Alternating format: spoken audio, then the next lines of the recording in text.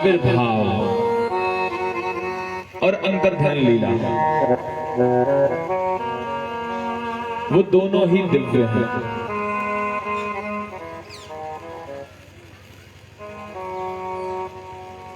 और जो इन दोनों को समझ जाए, भगवान ने गीता में स्पष्ट कह दिया, त्यक्त्वा देहं पुनर्जन्मं नेति मामेति सो अर्जुन। जो मेरे आविर्भाव और तिरोभाव, मैं अवतार लेता हूं और मैं इस संसार को छोड़ करके अपनी लीलाओं को विश्राम दे करके भगवत धाम जाता हूं। यदि इस लीला को कोई अच्छे से समझ ले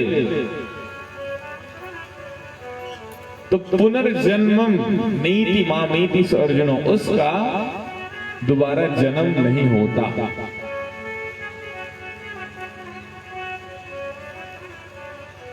ये शास्त्र में क्लियर कट बोल दिया। अभी ये बताओ, कितने लोग मानते हैं कि भगवान का जो शरीर था वो पंच तत्वों से बना था?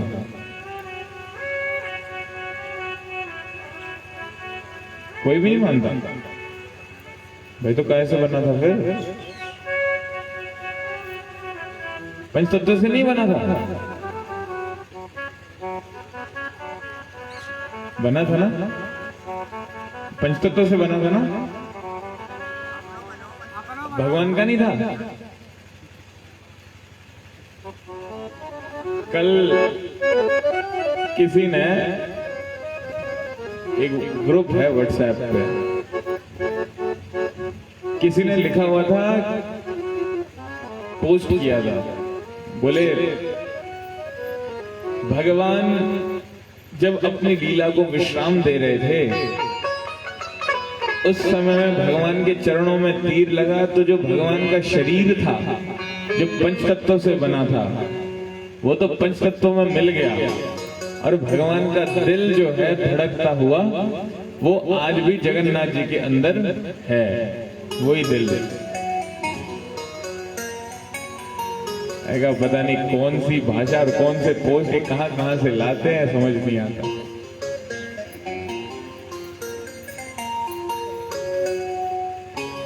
जगन्नाथ जी के अंदर कुछ है जो धड़कता है, ये बात सत्य है, ये झूठ नहीं है,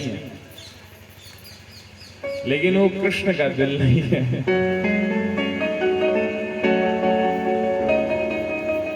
आज भी जगन्नाथ जी का जब नवकलेवर होता है ना, उस समय पे जो पंडा नवकलेवर करता है, प्राण प्रतिष्ठा करता है जगन्नाथ जी की, तो कुछ उसकी आंखों में पट्टी बांधी जाती है, पूरे जगन्नाथपुरी में अंधेरा कर दिया जाता है, बिजली विभाग की ओर से लाइट बुझा दी जाती है, और रात के समय जो नया विग्रह काष्ठ का बनता है, वो कुछ वस्तु है धड़कती हुई, आंखों में पट्टी बांध करके वो पंडा वहां से निकालता है और नए जो विग्रह बनता है उसमें डालता है। ये बात तो सच है, लेकिन ये जो बनाया था विश्वकर्मा ने बनाया था। विश्वकर्मा ने जगन्नाथ जी को बनाया था, स्टार्टिंग में प्रतिष्ठित किया था, तो वही ये उस टाइम भी प्राण प्रतिष्ठा जो हो रखी है वही है।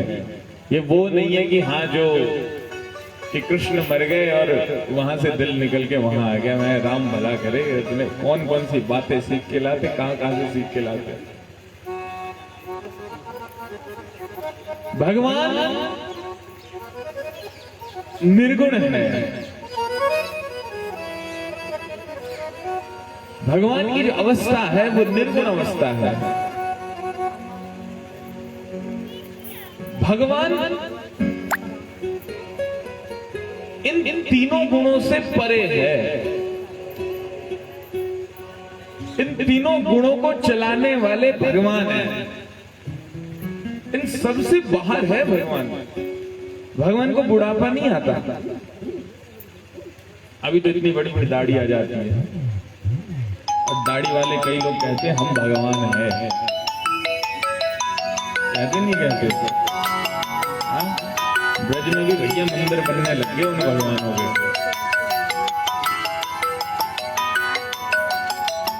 आजकल बहुत इसका बवाल भी चल रहा है। शंकराचार्य जी ने भी बोला,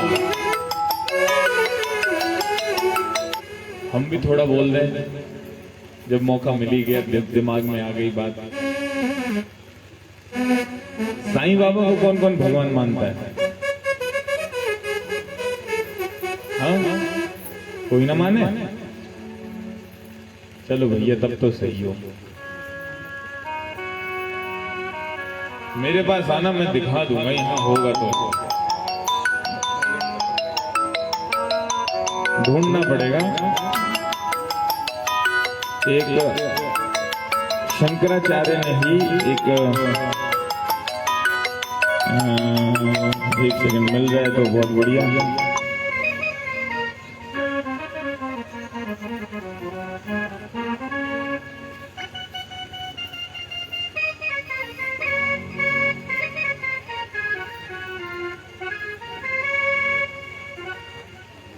शंकराचार्य जी ने ही मिल गया भाई।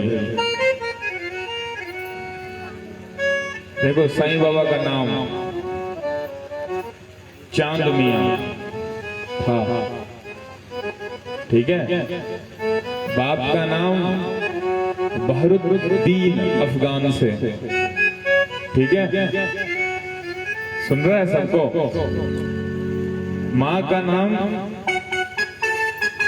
अहमद नगर की थी, एक वैश्या थी। जन्म तारीख पता नहीं है, 1835 बोलते हैं, और मृत्यु सांस की बीमारी से हुई थी 1918 में। और बड़ी भारी एक न्यूज भी आई है, मैं क्या सुनाऊं, मैं अपने से आपको सुना देता हूं। किसी को प्रमाण चाहिए तो मेरे से ले लेना, क्योंकि किसी का भरोसा नहीं भाई, प्रमाण रखने पड़ते हैं। आजकल पता नहीं किस किस को कोई बाबा आ जाता है, वो अपने को भगवान मानने लग जाता है, बोलने लग जाता है, और हम इतने बेवकूफ उसको भगवान बना भी देते हैं। कोई गुरु पैदा हो जाते हैं आजकल, नए नए गुरु पैदा हो रहे, मेरी पूजा करो, मेरी भक्ति करो, मेरे लॉकेट गले में टांगो बोलते हैं। बोलते नहीं है? बताओ, हद हो गई। 4 धाम यात्राएं लेके जाते हैं लोग, शिरडी जरूर पहुंचेंगे। भाई क्या मतलब है वहां जाने का? शास्त्र के किस पन्ने में साईं बाबा का नाम है? आपको नहीं कह रहा, लाइव भी चल रहा, उनको भी कह रहा हूं।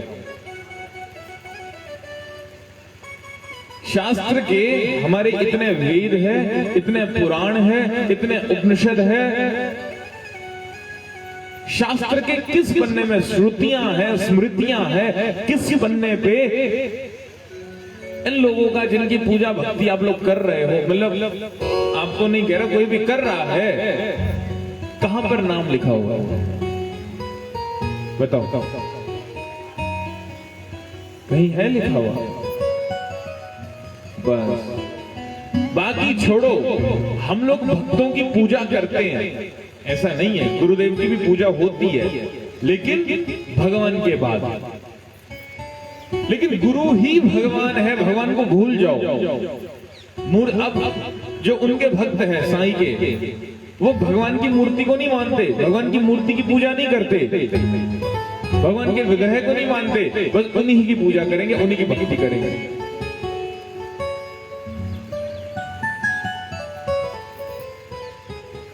बताओ, ये हमारे हिंदुस्तानियों का हाल हो रहा है।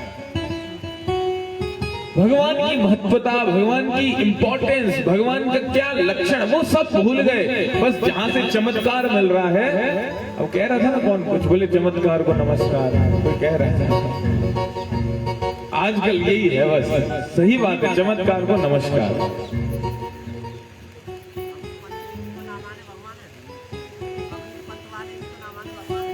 हाँ, वो भी ना माने, सही बात है।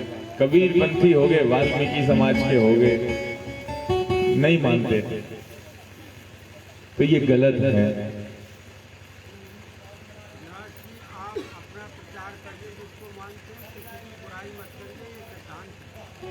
ये भागवत में लिखा है, मैं तो भागवत की बात बोल रहा हूं। भागवत में ये लिखा है, जो उल्ट फुल्ट करेगा, और मेरा कर्तव्य है एक धर्म संस्थापक के नाते, अगर मैं धर्म का प्रचार कर रहा हूं, यदि कोई धर्म के विरुद्ध कार्य करेगा तो मेरा अधिकार है और मेरा ये कार्य है कि मैं उसको रोकूं और उसके बारे में मैं बोलूं। ये मेरा अधिकार है, ये मेरा काम है।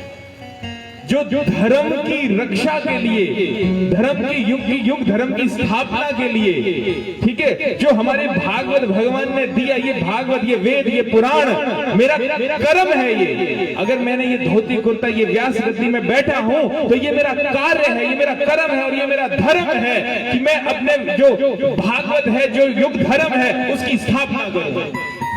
जो आज समाज पथ भ्रष्ट हो रहा है वो इसी वजह से हो रहा है। बस हम ना बोले, अपना करें, दूसरों को ना बोले। क्यों ना बोले,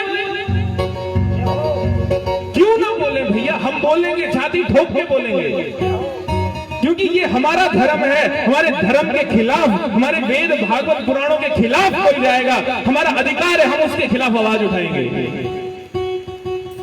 हम उसके खिलाफ आवाज उठाएंगे। यही कारण है, कोई आवाज उठाने वाला नहीं है। इसीलिए आज हमारा समाज उल्टे सीधे कुरीतियों में, कुसंगतियों में जा रहा है और पथ भ्रष्ट हो रहा है। और वो दिन दूर नहीं, यदि ऐसा ही चलता रहा, ये वेद, ये शास्त्र, ये पुराण, ये देखने को नहीं मिलेंगे, ये देखने को नहीं मिलेंगे। ये मेरा कर्म है। एक आर्मी ऑफिसर होता है ना, उसका कर्म है बॉर्डर पे रक्षा करना। कोई आतंकवादी आए, चाहे वो कोई सिविल, कोई वहां का नागरिक हो, उसका धर्म है, उसका कर्म है, जो बॉर्डर से अंदर आ रहा है उसकी पूछताछ करना। वैसे ये मेरा धर्म है, ये मेरा कर्म है, जो मेरे देश के खिलाफ, मेरे हिंदू धर्म के खिलाफ जो जाएगा, उसके बारे में मुझे बोलना और आपको सचेत करना कि इन लाइन में, इस मार्ग पे मत जाना, समझ जाओ। हे हिंदुस्तानियों, सावधान! अगर आज नहीं संभले तो वो दिन दूर नहीं, कोई और आकर के राज कर लेगा, कोई और आके राज करेगा। ये मेरा काम है, मैं बोलूंगा। और ये भागवत का हिस्सा है, कोई बाहर का हिस्सा नहीं है। ये श्रीमद् भागवतम का हिस्सा है। मैं नहीं बोलूंगा, कौन बोलेगा? स्कूल में टीचर्स बोलते नहीं है, माँ बाप बच्चों को बोलते नहीं है, कौन बोलेगा? मुझे ही बोलना पड़ेगा। मेरे जैसे और भी जो धर्म को स्थापित करने में लगे हुए कथा व्यास, प्रचारक बोलेंगे और बोल रहे हैं।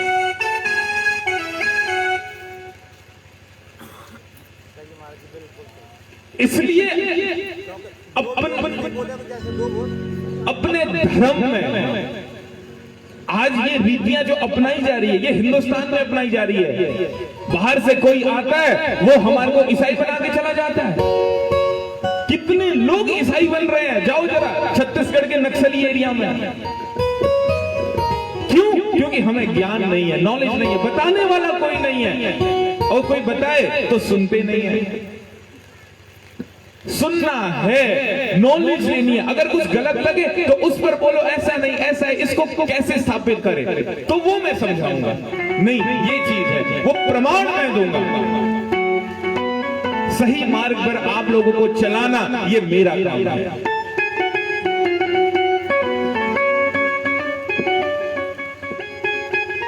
और मेरे गुरुदेव ने इसीलिए मुझे ये गद्दी दी, इसीलिए कहा प्रचार कर। कारण जो ये शुद्ध वैष्णव धर्म का प्रचार जो है वो कम हो रहा है, उसको और करना है और आगे बढ़ाना है। भागवत पढ़ ली, सुन ली, हो गया ना, उसका कोई फायदा नहीं है। भागवत जना जाने कितनी सुन ली, कितनी भागवत, इतनी मैंने अपने जीवन में भागवत कही ना होगी जितनी आप सबने सुन ली, जितनी आप सबने सुन ली। इतनी कही तो छोड़ो, इतनी मेरी उम्र ना होगी जितनी जिससे ज्यादा आप लोगों ने भागवत सुन ली, लेकिन ये चीजें भी सुननी पड़ेगी। आज अब ये समय आ गया है। भगवान का प्रमाण, गुरु का प्रमाण, मंत्र का प्रमाण कहां मिलेगा? ये वेदों में मिलेगा, ये पुराणों में मिलेगा। भक्ति कैसे करनी है, किसकी करनी है, कौन गुरु होना चाहिए, गुरु के लक्षण क्या है, ये भागवत में मिलेंगे, पुराणों में मिलेंगे। तद विज्ञानार्थं सगुणमेवाभिगच्छेत् समित्पाणि श्रोत्रियं ब्रह्मनिष्ठम्। गुरु ऐसा होना चाहिए जो ब्रह्म को जानने वाला हो, खुद को ब्रह्म बताए वो नहीं, जो ब्रह्म को जानता हो और हमें ब्रह्म की सेवा में लगाए, जो उस परम ब्रह्म की सेवा में लगाए, वो गुरु होना चाहिए। और उस गुरु के पदाश्रय में यदि आप जाओगे तो वास्तविकता ये है भक्तों, हमारा भी उद्धार होगा, तब ही हमारा उद्धार होगा, अन्यथा हमारा उद्धार नहीं होने वाला है।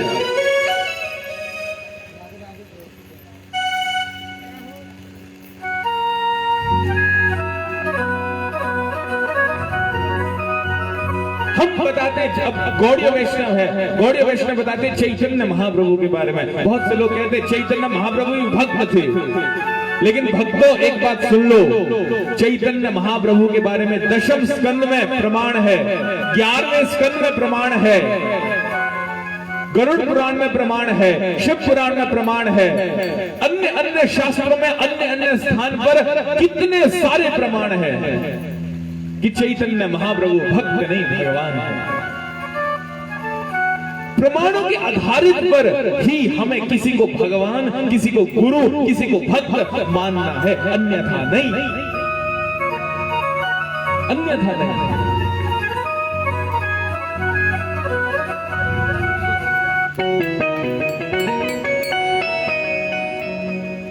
आइए, कल हमने प्रहलाद जी की नवदा भक्ति के बारे में सुना, आप सब लोग जानते हो।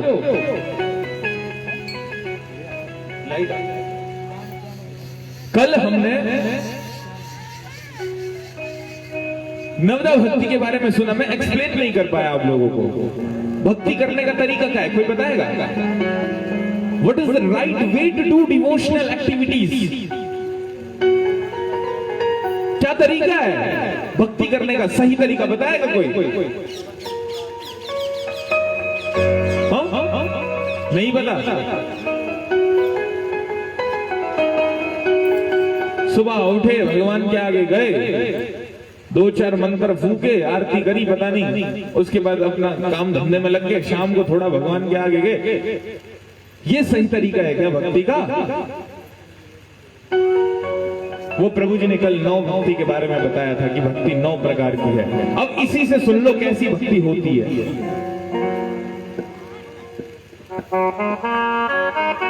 भक्ति करने का सही तरीका है पहले सुनना।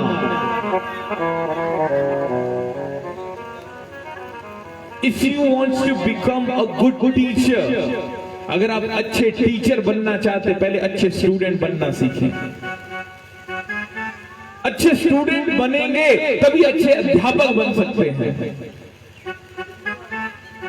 सबसे पहले भगवान ने बताया श्रवण, सुनना, भगवान की महिमाओं को सुनना, भगवान कैसे है, भगवान की लीलाएं क्या है, भगवान की महिमा क्या है, भगवान की भक्ति कैसे करनी, वो सुनना। उसके बाद कीर्तन। हम कीर्तन तो कर भी लेंगे, माला सब करते हैं, लेकिन सुनने की कैपेसिटी नहीं होती। माला करनी कैसे है ये तो भैया सुन के ही पता चलेगा ना चलेगा। पहले शास्त्र को पढ़ो, गुरुदेव के आगे बैठो, आदौ श्रद्धा तत् साधु संगा, जो प्रेम की पराकाष्ठा तक पहुंचने की जो सीढ़ी है ना, उस सीढ़ी में भी पहले श्रद्धा और साधु संग बोला। आदो श्रद्धा तत् साधु संग तथा भजन क्रिया। उसके बाद भजन क्रिया के बारे में बोला, पहले भजन करने को नहीं बोला। साधु संग, फिर भजन क्रिया, फिर जा करके आपकी अनर्थ निवृत्ति, ये स्टेप बताए हैं भक्ति के। यहां पर पहले श्रवण सुनना, सुनने के बाद उसका कीर्तन, तब जाकर के माला में थोड़ा मन लगेगा। अभी हम बोलते बाबा माला में मन ना लग दो, मन कहां से लगेगा भैया, तो सुन तो है ही ना है। माला क्यों करें, माला करवे तो का फायदा होते, ये तो पदो ना है, तो माला में मन काहे लगेगा, मन तो लगेगा ना, कभी ना लगेगा जब तक पता ना है। अब आपको पता है भाई कि भाई वो जो दवाई मैं खा रहा हूं बुखार की, उससे कुछ तो फायदा होगा, ये फायदा होगा, तब तो आप दवाई खाओगे। ऐसे खाने से कुछ मतलब है, ऐसे तो खाओगे ही नहीं, मन ही नहीं लगेगा खाने में। पता है कि नहीं ये दवाई खाने से मैं ठीक हो जाऊंगा, तब उसमें उत्साह आएगा, नहीं मुझे दवाई खानी है। एक छोटे से बच्चे को दवाई पिलाओ, वो पिएगा कभी, बोलेगा कड़वी है, कड़वी है, नहीं पिएगा। क्यों? क्योंकि उसको पता नहीं है कि बेटा इससे ठीक होगा। जब थोड़ा बड़ा होता है तब उसे समझ आती है कि नहीं मैं दवाई पीऊंगा उसी से ठीक होऊंगा।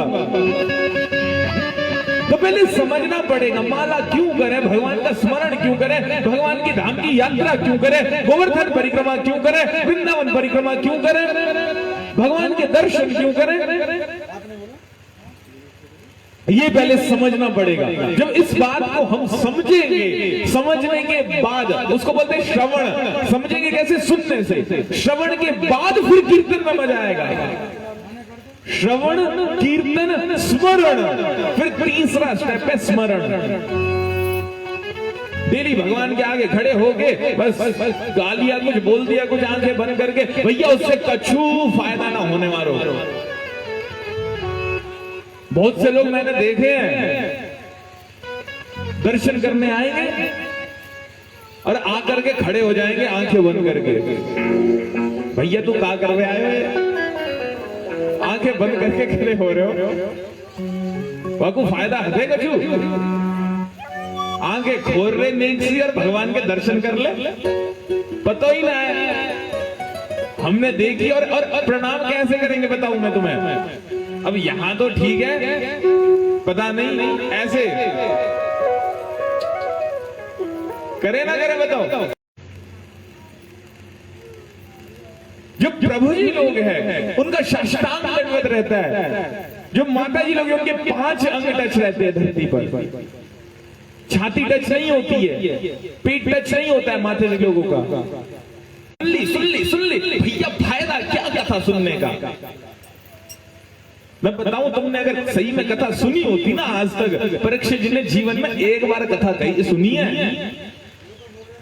एक बार कथा सुनी है, दोबारा कथा ना सुनी परीक्षित जी ने। और वहीं से जय जय हो गया, बैठे धाम पधार गए।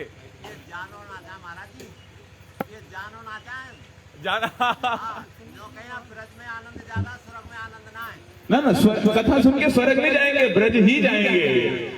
वो ऐसा ब्रज है, अब तो ये ब्रज जो है, जो वास्तविक ब्रज है, जो वास्तविक ब्रज है ना, वहां जाएंगे।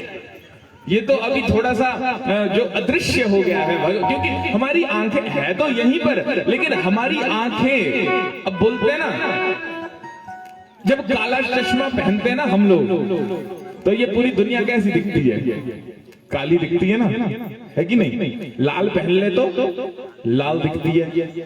तो उसी प्रकार जब तक हम भगवान की भक्ति रूपी चश्मा नहीं पहनेंगे, तब तक ये भक्ति रूपी ब्रज हमें नहीं दिखने वाला। ब्रज अभी भी वही है, लेकिन अभी दिखेगा नहीं, क्योंकि हमारी आंखें जो है वो काम, क्रोध, मोह, लोभ, ये तीनों गुणों में फंसी हुई है। इससे ऊपर उठना पड़ेगा। जब आध्यात्मिक आंखें हम पहनेंगे,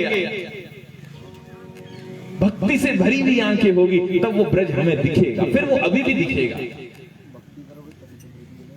तभी दिखेगा।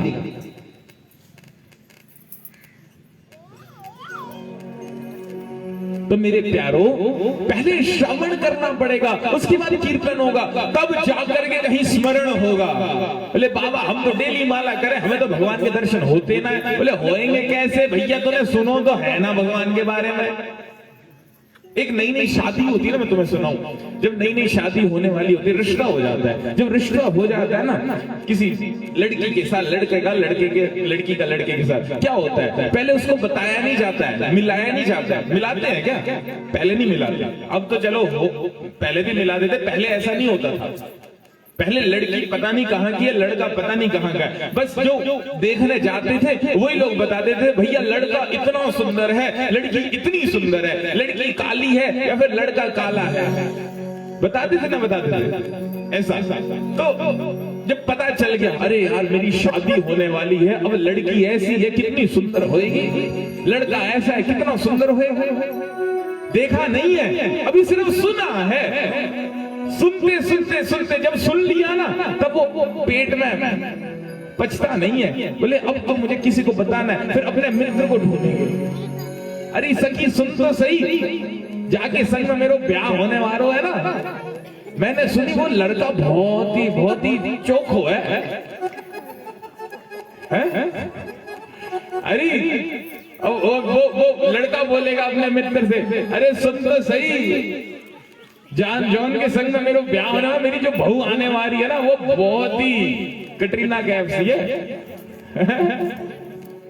बोले अच्छा, हो गया कीर्तन। पहले सुना, दूसरे स्टेप पे बोलने लग गए वैसे भगवान का कीर्तन। पहले भगवान के बारे में सुना, भगवान का कीर्तन बोलना है, कथा सुनानी है, माला करनी है, कीर्तन। तीसरे स्टेप पे क्या होगा, जब शादी होने नहीं वाली, अभी टाइम है, जब दूसरों को बुला रहे हैं, जब शादी के दिन नजदीक आते हैं, क्या होता है, बस सपने में भी वही दिखता है, कैसी है, कैसा है, नींद में भी रात को वही दिखता है, दिखता है नहीं दिखता। उसी प्रकार यहां पर जब हमारा श्रवण अच्छा होगा, कीर्तन अच्छा होगा, स्वतः हमें भगवान के दर्शन होने लगेंगे, स्वप्न में भी दर्शन होने लगेंगे। हम चलेंगे ना, तब भी हमारे आगे भगवान के दर्शन होने लगेंगे, कभी भगवान हमारे साथ खेलने आ जाएंगे, वो भाव मन में उमड़ने लगेगा, भगवान हमारे अंग संग दिखने लगेंगे, हमें भगवान अंग संग दिखने लगेंगे, खुद ब खुद हमारे ध्यान में भगवान आएंगे। माला कर रहे हैं, भगवान सामने दिखेंगे, वो खुद होगा, उसके लिए कुछ करने की जरूरत नहीं पड़ेगी, स्वतः ही होगा। जब वो दिखने लगेंगे तब एक उमड़ आएगी अंदर, अरे भगवान अब तुम्हारे दर्शन हो रहे, अब तुम्हारे धाम जाना है, अब रहा नहीं जाता, फिर भागे भागे भगवान के धाम जाओगे। अरे भगवान के धाम जाएंगे ऐसे थोड़ी ना जाएंगे, पहले गोवर्धन की परिक्रमा करेंगे, वृंदावन की परिक्रमा करेंगे, उस धूल में लोटपट होंगे, फिर वो मन में भाव आएगा, फिर वो भक्ति का चौथा स्टेप पाद सेवन आपका पूरा होगा, फिर वो पाद सेवन होगा। हे प्रभु मुझे बता दो चरणों में कैसे आऊं, माया के बंधनों से, माया के बंधनों से छुटकारा कैसे पाऊं। हे प्रभु मुझे बता दो चरणों में कैसे आऊं, माया के बंधनों से, माया के बंधनों से छुटकारा कैसे पाऊं।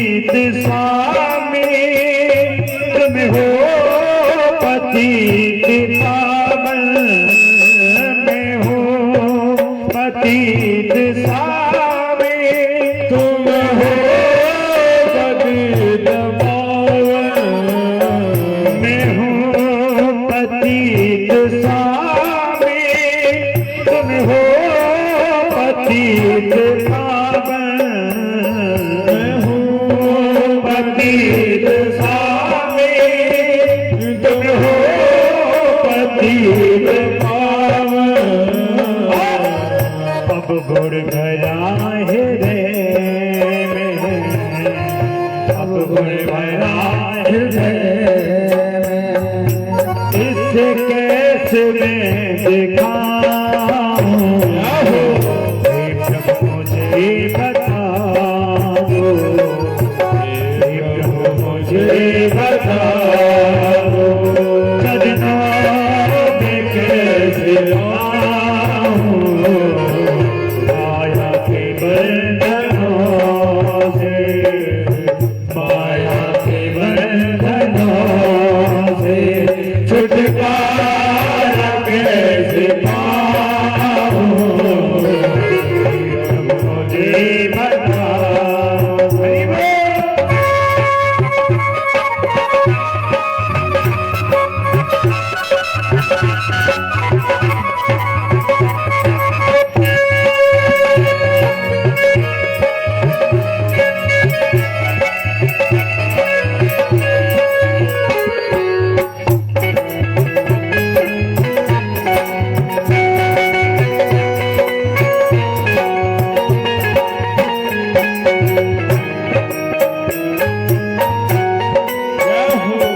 अच्छा हूँ या बुरा हूँ पर दास हूँ तुम्हारा अच्छा हूँ या बुरा हूँ पर दास हूँ तुम्हारा अच्छा हूँ या बुरा हूँ पर दास हूँ तुम्हारा अच्छा हूँ या बुरा हूँ पर दास हूँ तुम्हारा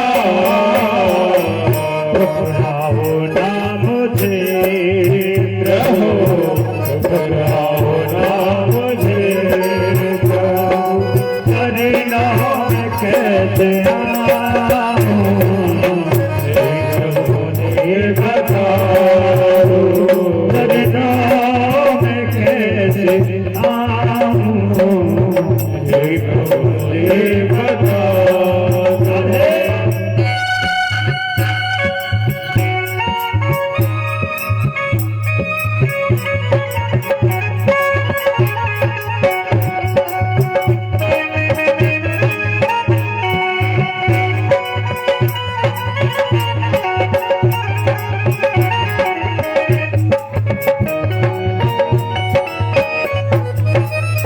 मोरी बागे बिहारी लाल की जय। इस प्रकार फिर जाकर के पाद सेवन होगा। पाद सेवन मतलब फिर भगवान के धाम की महिमा का भी प्रकाशन होगा। हमें परिक्रमा क्यों लगानी है उसका भी अभी अभी आप सब बताओ। आप सबने गोवर्धन परिक्रमा लगाई है? सभी ने लगाई है ना? ब्रज की परिक्रमा लगाई है? क्यों लगाते हैं बताओ? क्या कारण है वृंदावन की परिक्रमा लगाने का, गोवर्धन की परिक्रमा लगाने का? बताओ क्या महत्व है? कोई बता सकता है?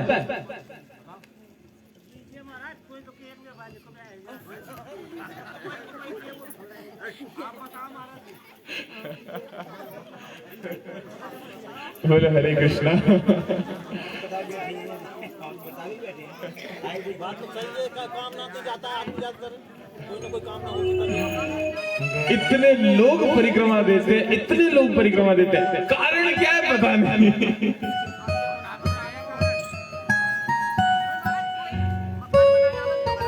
क्या एक सेकंड हरी बोल। सही बात।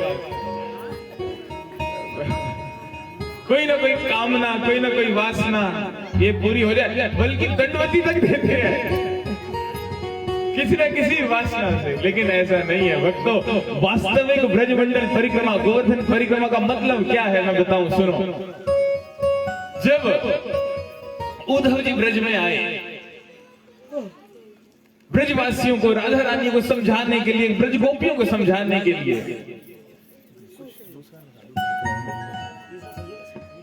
बोले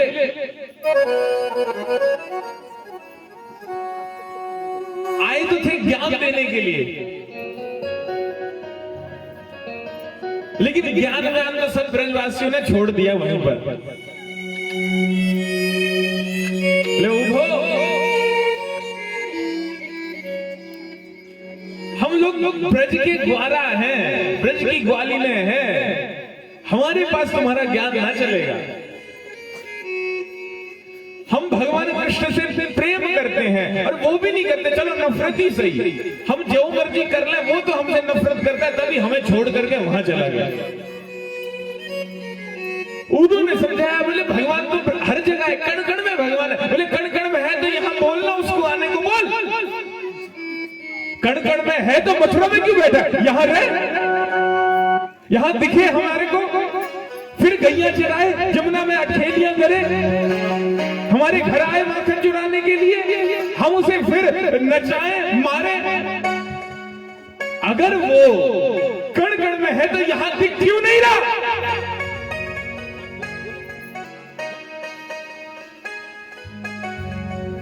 जब ब्रज गोपियां ऐसा कहने लगी, उद्धव जी जाना तो था दूसरे दिन, लेकिन भक्तों 1 महीना उद्धव जी वहीं रहे। क्या किया 1 महीना तक? जब ब्रजवासियों का भाव देखा भगवान के प्रति, भगवान ज्ञान से नहीं, भगवान तो प्रेम के भूखे हैं, भगवान प्रेम से मिलते हैं। यहाँ वो ब्रजवासियों का ये हाल हो रखा है, और वहां कृष्ण इन ब्रजवासियों के, इन ग्वालों के पीछे एक गंवार है, इन ग्वालों के पीछे वहां कृष्ण रो रहा है। वो कृष्ण जो सच्चिदानंद घन की घनीभूत अवस्था है, वो कृष्ण जिससे परे कुछ नहीं है, जिसको पाने के लिए लोग दिन रात मेहनत कर रहे हैं, भक्ति कर रहे हैं, ज्ञान तपस्या साधन भजन पता नहीं क्या क्या कर रहे हैं, वो कृष्ण इन ब्रज के ग्वालों के लिए, इन गंवार ब्रजवासियों के लिए रो रहा है। जब ब्रजवासियों की इस महिमा को देखा ना उद्धव ने भक्तों, तब जाकर के उद्धव ने सबसे पहले उस ब्रजमंडल में लोटपोट होने का प्रण लिया। कहते धन्य है ये वृंदावन धाम, धन्य है वृंदावन वासी, और धन्य है ये वृंदावन की रज, जहां पर इन ब्रजवासियों के चरण पड़े हैं। मैं तो इस ब्रजमंडल को लोटपोट होऊंगा। फिर सबसे पहले उद्धव ने उस ब्रजमंडल की परिक्रमा ली थी, दंडवती लोटपोट होकर के भगवान का, कृष्ण का कीर्तन करते हुए, गुणगान करते हुए, हे कृष्ण मुझ पर दया करो, हे कृष्ण दया करो, मुझ पर भी अपनी कृपा, अपनी प्रेम की एक बूंद छिड़क दो, हे कृष्ण धन्य है ये ब्रजवासी, हे ब्रजवासियों मुझ पर भी कृपा करो। वो भाव के साथ उद्धव ने पूरे ब्रजमंडल की वो दंडवती परिक्रमा की थी, 84 कोस की।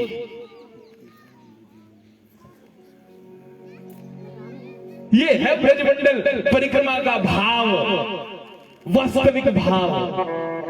नहीं कि गिरिराज की परिक्रमा करेंगे और ये इच्छा पूर्ण हो जाएगी, ये है वास्तविक भाव। अब सुना है नहीं किसी से, कोई सुनाने वाला पता नहीं, बोलो क्या बोलूं मैं। ये है भाव, ये है मेन चीज, मेन लक्षण ब्रजमंडल परिक्रमा। आज सब दंडवती लगाते हैं, लेकिन कुछ ना कुछ काम ना बोले। और गिरिराज की तो है ही है भैया, वो तो देंगे ही देंगे, जो मांगोगे वो देंगे। लेकिन आज तक किसी ने गिरिराज जी से कृष्ण प्रेम मांगा? कितनी परिक्रमा लगा दी, लेकिन कृष्ण को मांगा किसी ने ना मांगा होगा। वो कृष्ण से वो जो अनमोल वस्तु कृष्ण के पास है, जो वो हमें दे सकता है, और वो यदि हमें मिल जाए तो इस संसार की किसी भी वस्तु की जरूरत नहीं पड़ेगी। वो प्रेम मांगा किसी ने आज तक? नहीं मांगा। क्यों नहीं मांगा? क्योंकि साधु संग जो शास्त्रों का निर्देश है उसका पालन नहीं किया। बस भीड़ हो रही है, चले जाओ, हम भी लगा देंगे परिक्रमा। गुरु पूर्णिमा होती है, लाखों लोग परिक्रमा देते हैं। क्या बोलते हैं ब्रज में गुरु पूर्णिमा को? कुछ बोलते हैं, कुछ ब्रज का एक नाम है। हाँ हाँ हाँ, गुड़िया, पुड़िया, पुड़िया, उड़िया, ऐसा कुछ है ना? मुड़ते हैं ना। हाँ, बुढ़िया बुढ़िया पूजन होता है ना। अभी भैया ब्रज, अभी मैं तो नेक नेक सी ब्रज भाषा सीख रहा हूँ, तोतली तोतली सी बोलूं, समझ जाओ भैया। यामिनी तोतली तोतली ब्रज भाषा बोलता हूँ अभी तो उसके दिन लाखों लोग ब्रज की परिक्रमा लेते नहीं लेते? क्यों लेते? बता दो मुझे एक बात बता। आप सब भी परिक्रमा लेते हो उस दिन? लेते हो ना? बहुत लोग जाते होंगे गिरिराज परिक्रमा लेने उस दिन। क्यों लेते हो?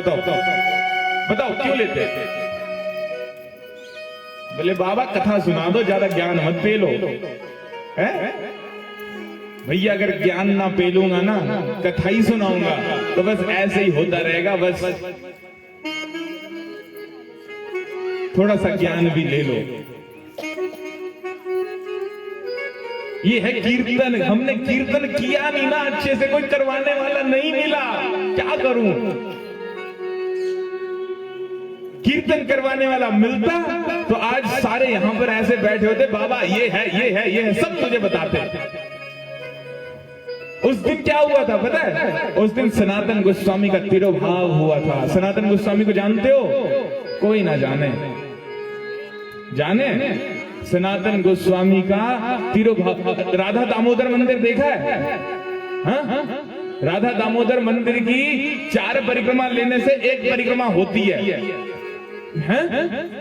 होती है ना? राधा दामोदर की 4 परिक्रमा लेने से 1 परिक्रमा गिरिराज की होती है, बोलते हैं, सबने सुना है। क्यों होती है? पता ना है? अब सुन लो। हे भगवान, सनातन गोस्वामी डेली, जैसे ये हमारे बाबा यहां से जाते परिक्रमा देने के लिए गिरिराज पैदल, वैसे ही सनातन गोस्वामी ब्रज से डेली जाते थे गोवर्धन की परिक्रमा देने पैदल। डेली पूरे गिरिराज की परिक्रमा देनी, डेली उनका रूटीन था। जब सनातन गोस्वामी बूढ़े हो गए तो उस समय में अब भैया बूढ़े तो चलो ना जाए, तो हमें तो चिंता नहीं है, लेकिन भगवान को चिंता होती है हमारी। भगवान सोचने लगे, बोले ये तो डेली परिक्रमा लेने से मानेगा नहीं, ये तो आएगा ही आएगा। तो भगवान एक बालक के रूप में गिरिराज में आए परिक्रमा देते समय। जब आए बाबा से बोले, बाबा तो इतना बूढ़ो है गो, अभी भी क्यों परिक्रमा देवे आते हो इधर पे? बोले अब तो जा करके बैठ ले एक जगह पे, वहीं भजन कर भगवान को, परिक्रमा देने से कुछ रह जाएगो। बोले वहीं पर भजन कर ले। और सनातन गोस्वामी बोले, लाला परिक्रमा तो मैं लूंगा। साथ में वो बालक लाया था कुछ खाने के लिए, खीर सी। वो सनातन गोस्वामी को दी, खाई ना। वो ये कथा दूसरी, ये दोनों रूप गोस्वामी से मिक्स हो गई थी। तो वो बालक थोड़ा वहां से जब निकला आगे के लिए, सनातन गोस्वामी को ना कुछ महसूस हो गया। बोले ये कोई नॉर्मल बालक ना, ये तो कुछ लक्षण भगवान के से लग रहे। वो बालक ने प्रकट होकर के भगवान के स्वरूप में सनातन गोस्वामी को दर्शन दिए, और दर्शन दे करके एक गोवर्धन शिला दी, जिसमें भगवान के चरण, गाय, भगवान की बांसुरी का निशान, चरण का निशान, एक लकुटी का निशान और गाय के चरण का निशान, वो शिला सनातन गोस्वामी को दी और कहा, बाबा तो इस शिला की परिक्रमा करेगो तो तेरी गोवर्धन, 4 परिक्रमा करेगो तो तेरी गोवर्धन की एक परिक्रमा है जाएगी। ये किसने बताया? सनातन गोस्वामी को साक्षात भगवान ने। और वो शिला भक्तों आज भी राधा दामोदर मंदिर में रखी हुई है। दर्शन किए? सबने किए? पक्का ना किए? शाबाश, ये बाबा ने किया। अरे भैया एक ही बाबा अच्छे लग रहे मुझे तो यहाँ। आज भी भक्तों वो शिला वहां पर रख रखी है। और उन्हीं सनातन गोस्वामी का तिरुभाव जिस दिन वो सुधाम चले गए, नित्य लीला में प्रवेश किए, ब्रजवासियों ने सभी ने मुंडन करवाया। मुंडन करवा करके उनको लेकर के पूरी ब्रज की परिक्रमा ली और परिक्रमा लेकर के राधा मदन मोहन मंदिर के नीचे उनको समाधि दी। सभी ब्रजवासियों ने, इतने प्यारे थे ब्रजवासियों के सनातन गोस्वामी, इतने प्यारे थे। इसीलिए आज भी उस दिन लाखों लाखों ब्रजवासी, बाहर से भी लोग आते हैं, बाहर से आए ना आए, लेकिन पूरा ब्रजमंडल तो उस दिन गोवर्धन की परिक्रमा लेता है। पता नहीं है क्यों लेनी है, बस लेनी है। भेड़िया पता रखो भक्तों, पता रखो। हम लोग ब्रज में आते सीखने के लिए, सिखाने के लिए नहीं।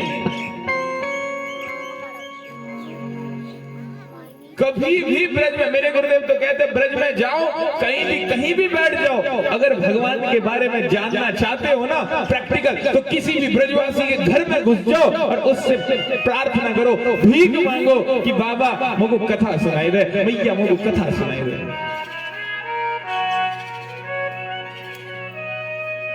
हम तो यहां सीखने आते, सिखाने नहीं आते। लेकिन मेरे प्यारे प्यारे भक्तों, ये क्यों हो रहा है? क्योंकि हमारा श्रवण अच्छा नहीं है, वास्तविक साधु संत नहीं मिल रहा।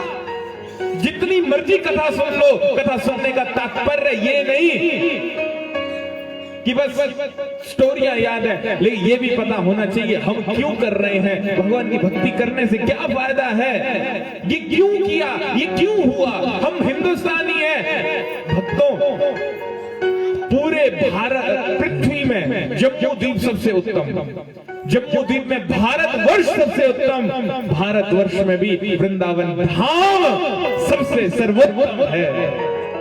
वृंदावन धाम से उत्तम स्थान कोई नहीं है। पूरे दुनिया में जितने भी मनुष्य, 4 लाख टाइप के मनुष्य है 84 लाख योनियों में, 4 लाख मनुष्यों में सर्वश्रेष्ठ बोला गया ब्राह्मणों को। लेकिन ब्राह्मणों से भी सर्वश्रेष्ठ मैं तो मानता हूं, मैं खुद ब्राह्मण हूं, लेकिन मैं तो मानता हूं ब्राह्मणों से भी सर्वश्रेष्ठ यदि कोई है तो वो है ब्रजवासी, वो है ब्रजवासी,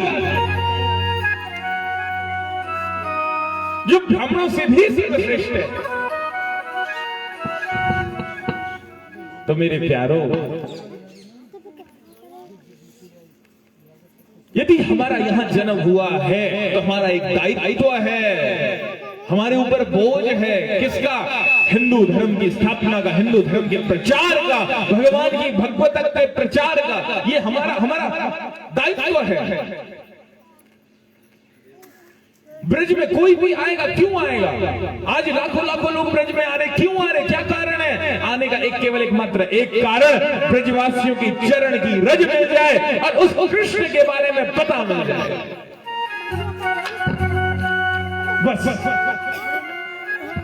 फिर जाकर के आपका पाद सेवन हुआ, पाद सेवन के बाद फिर जाकर के क्या होगा? फिर जाकर के अर्चन और वंदन होगा। डेली सुबह सुबह जोत बत्ती जला देते हो और मांगते क्या हो भगवान से? धन दौलत घर आवे, कष्ट मिटे तन का। मेरे प्यारों, भगवान से मांगना ये मांगना। अब एक चीज बताना, सांची सांची, क्या मैं तुम्हारे घर आऊं डेली सुबह सुबह आऊं डेली, और दरवाजा खटखटा के बोलूं, अरे मैया कुछ दे दे, बाबा कुछ दे दे, डेली आऊंगा डेली, अच्छा लगेगा? हाँ, प्रैक्टिकल चीज बताना, अच्छा लगेगा? डेली आऊंगा, ये दे दे, वो दे दे, ये दे दे, वो दे दे, डेली मांगूंगा। बोलोगे कहां से बाबा आ जाता है डेली, निकल ले यहां से, है कि नहीं? यही सच्ची बात है। डेली आऊंगा, गाली मारोगे और इधर उधर भागने का प्रयास करोगे कि भाई इस टाइम पे आता है कहीं हम निकल जाए, दोबारा आएगा हमारी छाती पे चढ़ेगा, बोलेगा कुछ दे दे दे दे दे दे दे दे दे, बुरा लगेगा। अब एक चीज और फील करना, सोचो मैं डेली आता हूं तुम्हारे दरवाजे पे, लेकिन डेली आकर के क्या करता हूं, बोलूंगा मैया तो कितनी सुंदर है, अरे बाबा कितना सुंदर लग रहा आज। कल फिर आऊंगा, मैया कितनी सुंदर साड़ी पहन रखी है, अरे बाबा कितनी सुंदर साफी बांध रखी है। अगले दिन फिर आऊंगा, अरे मैया तुम्हारे चरण कितने अच्छे हैं, अरे भैया तुम्हारे दर्शन करके मेरा दिन अच्छा चला जाता है। बाबा को बोलूं बाबा तुम्हारा तो हाथ मेरे सिर पे धर दे, बस मेरा जीवन सफल हो जाए। डेली आ करके तुम्हारी तारीफ करूं, डेली 10वें दिन ना आऊं तो क्या करोगे, मुझे याद करोगे, आज वो बाबा आयो ना, करोगे ना करोगे बताओ, है ना? उसी प्रकार भक्तों भगवान के आगे रह करके डेली सुबह भी चले जाते हो मांगने के लिए, शाम को भी चले जाते हो मांगने के लिए। भगवान भी बोलेगा मैं आज निकलूं यहां से, कहीं कहां फंसा दिया इसने घर में, लेकिन डेली भगवान की तारीफ करो, आरती करो, बांके बिहारी तेरी आरती गाऊं, चरणों से निकली गंगा प्यारी जिसने सारी दुनियादारी। भगवान की तारीफ करो, भगवान का गुणगान करो, भगवान का कीर्तन करो, भगवान का महिमा गाओ, भगवान की लीलाओं का श्रवण करो, सुनाओ भगवान के भक्तों की कथा सुनो। क्या होगा जब एक दिन तुम वहां पर नहीं रहोगे, एक दिन कभी इधर उधर गुजरना पड़ गया, थोड़ा सा 8 बजे अगर तुम अमंगला 4 बजे करते हो, आज लेट हो गए 5 बजे करी, तो आज भगवान स्वयं आ जाएंगे, बोले आज वो मेरा भक्त कहां गया, जय हो राधे गोविंद। आज भगवान स्वयं आ जाएंगे।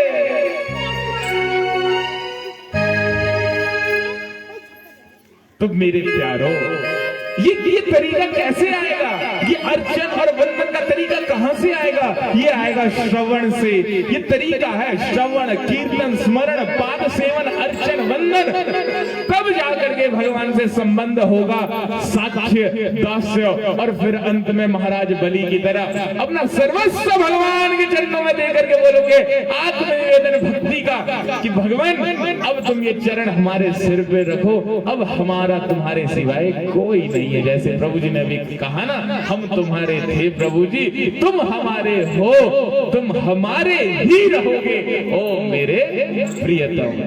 तब जाकर के ये this is the right way to do devotional activities, ये है सही तरीका। बस अपने मन में जो आया कर लिया, बोलो हरि बोल। इसीलिए कहते हैं भगवान के जन्म और भगवान के स्वधाम गमन की जो लीला है, वो लीला जो कोई समझ जाए उसका दोबारा जन्म नहीं होता। पुनर्जन्म नेति मामेति सुअर्जुन, हे अर्जुन, उसका दोबारा जन्म नहीं होगा। भगवान ने बोल दिया। अब मुझे एक चीज बताना, कन्हैया वृंदावन में मथुरा में पैदा हुआ, गोकुल में हुआ नहीं हुआ?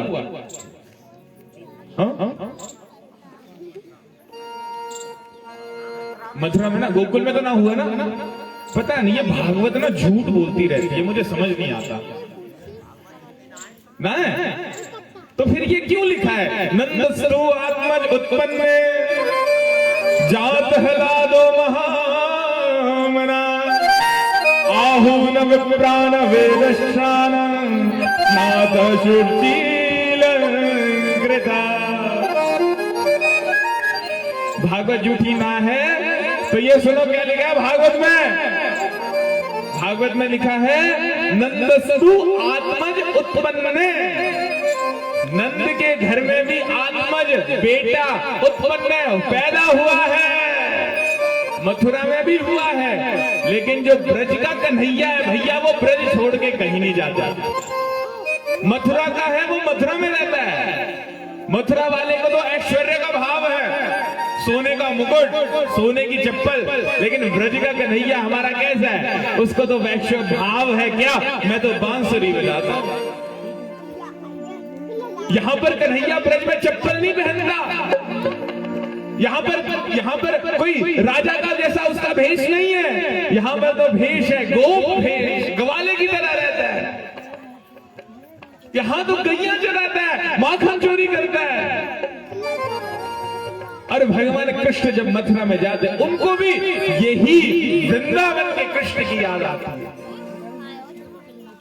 वृंदावन की याद आती है। जीव गोस्वामी क्रम संदर्भ में टीका करते हुए कहते हैं, अरे लाला यशोदा जी के गर्भ से भी प्रकट हुआ है,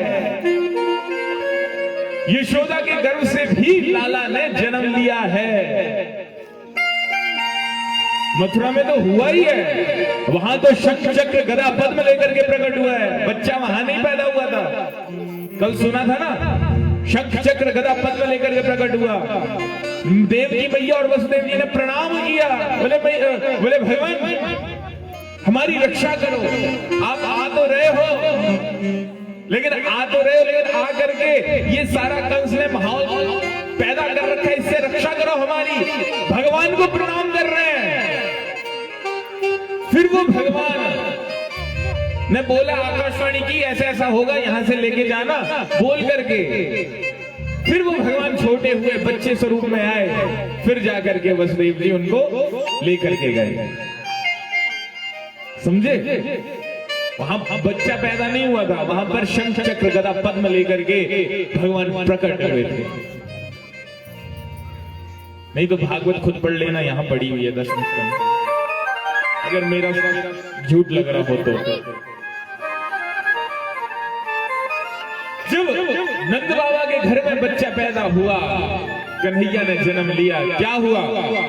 यमुना स्नान किया। सबसे पहले तो यमुना स्नान करके ब्राह्मणों को भोजन खिलाने के लिए बुलाया, और वाचस्यत्वा स्वस्तसेनम जात कर्मात्मज स्वयि कार्यामास विधिवत पितृदेवार्चनं दधा। आज नंद बाबा ने संकल्प लेकर पितृ तर्पण करते हुए क्या क्या किया?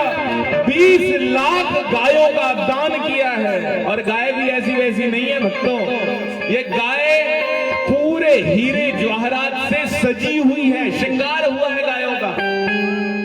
और 7 तिल के पहाड़, तिल को शुभ माना जाता है, 7 तिल के पहाड़, और तिल के पहाड़ भी ऐसे वैसे ना है, 7 के 7 रत्न आभूषणों से सजे हुए हैं।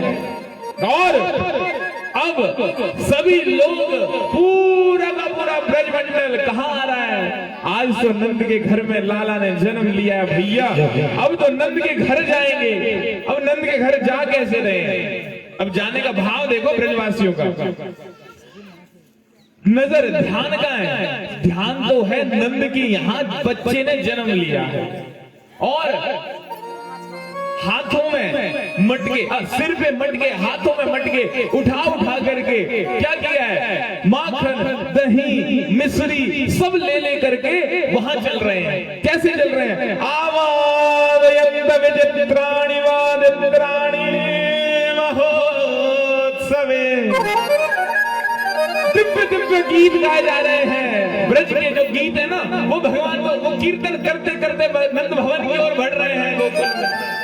और जब बढ़ रहे हैं तो बजाने के लिए कोई मृदंग बजा रहा है, कोई खोल बजा रहा है, कोई करताल बजा रहा है, कोई शंख बजा रहा है, और जिसके पास बजाने के लिए कुछ नहीं है वो क्या बजा रहा है? वो कोई मुंह को बजा रहा है, कोई मुंह से विचित्र विचित्र आवाजें निकाल रहा है, कोई सिर बजा रहा है, कोई एक आगे चल रहा है तो पीछे वाला उसकी पीठ बजा रहा है, टांगों को बजाया जा रहा है, पेट बजा रहे हैं, छाती बजा रहे हैं। मतलब क्या बोल रहे हैं? आवदयन्त विचित्राणि वादित्राणि महोत्सवे, विचित्र विचित्र वाद्य यंत्रों के द्वारा आज सब लोग नंद भवन गोकुल में पधार रहे हैं।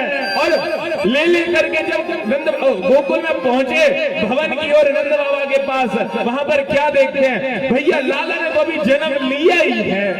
अब जब जन्म लिया है तो मुझे बताओ वो कितना खा लेगा। नंद बाबा बोलते तुम इतना मटके भर भर के खीर, मटके भर भर के दही, मटके भर भर के माखन लाओ। बोले लाला ने तो अभी जन्म लिया, ये कहाँ खाएगा।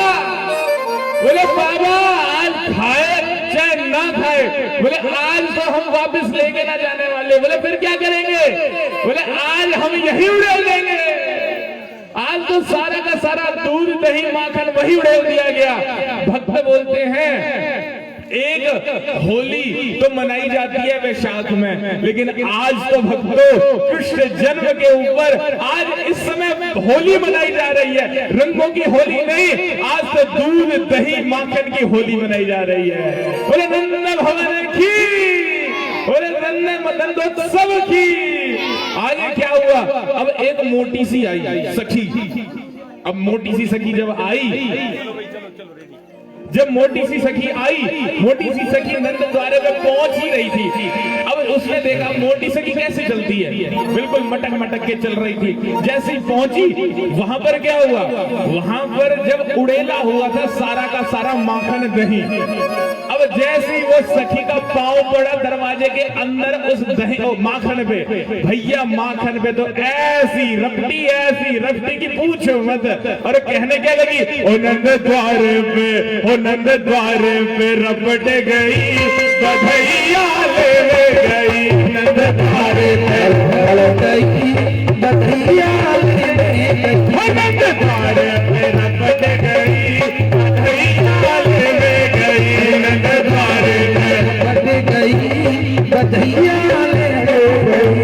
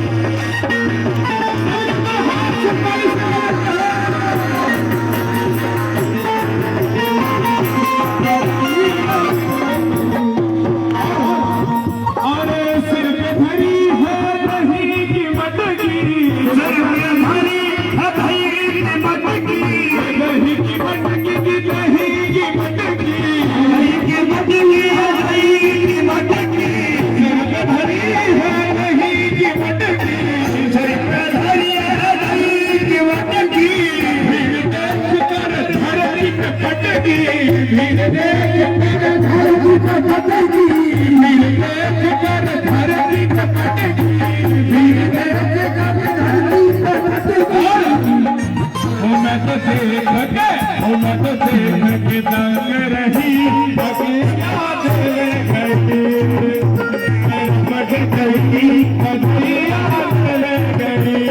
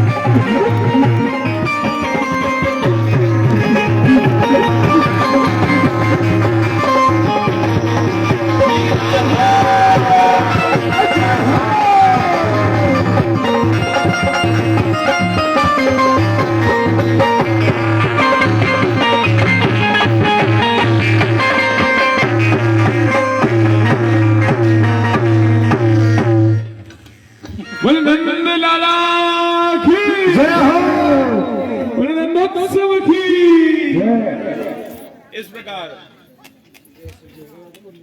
वहां पर दिव्य आनंद के साथ नंदोत्सव समाप्त किया गया। लेकिन समाप्त ऐसे नहीं हुआ भैया। नंदोत्सव कितने दिन चला? नंदोत्सव चला 6 दिन तक। छठे दिन क्या हुआ? बीच में नंद बाबा चले गए वसुदेव जी से मिलने के लिए।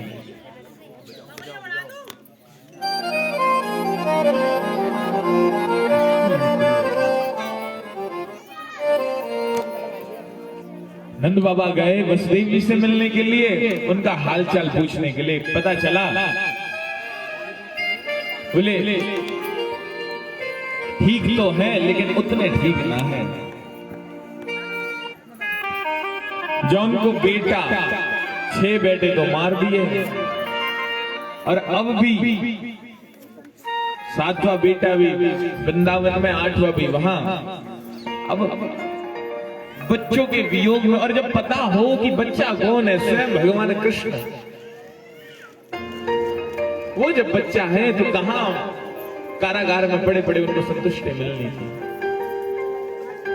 वो तो बस कृष्ण वियोग में, कृष्ण कैसा है, ठीक है, ज्यादा रोता तो नहीं है, बस भैया बाबा यही बातें कर रहे हैं। लेकिन तभी नंद बाबा ने, वसुदेव जी ने कहा, बोले मित्र आप जाइए और जाकर के क्या करिए, यहां मत रुकिए, क्योंकि आप यदि यहां रुकोगे कृष्ण विमुखता से विपत्ता आती ही आती है।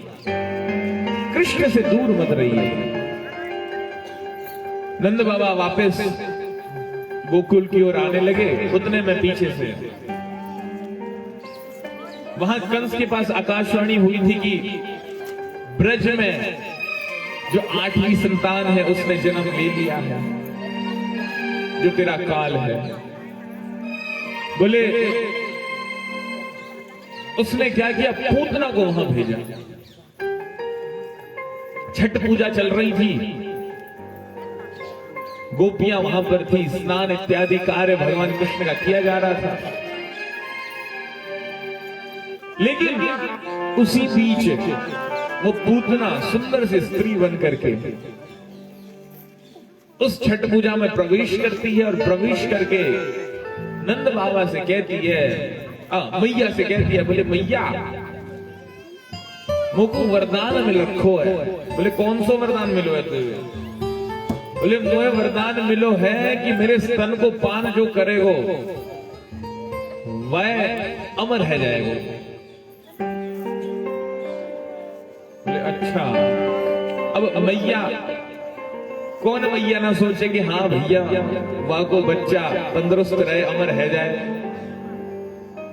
अब मैया भी, यशोदा मैया तो वैसे ही बुढ़ापे में बच्चा हुआ है, और आज ऐसी ऐसी बात है कि हाँ चलो कोई आई है जिसको वरदान मिल रखो है, जिसके जो उनके स्तन पे अमृत है।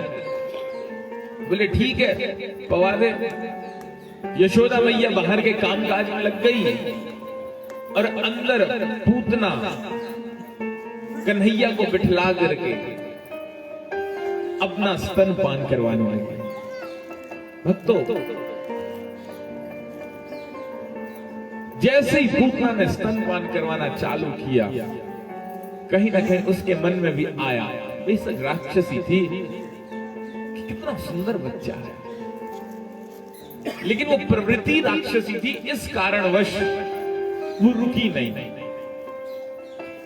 पूतना स्तन पिलाती गई, कन्हैया बेचारे मुस्कुराते हुए, खेलते खेलते, हाथ पांव हिलाते हिलाते पूतना का स्तन पकड़ करके पीने लगे। पहले तो कन्हैया ने पूरा का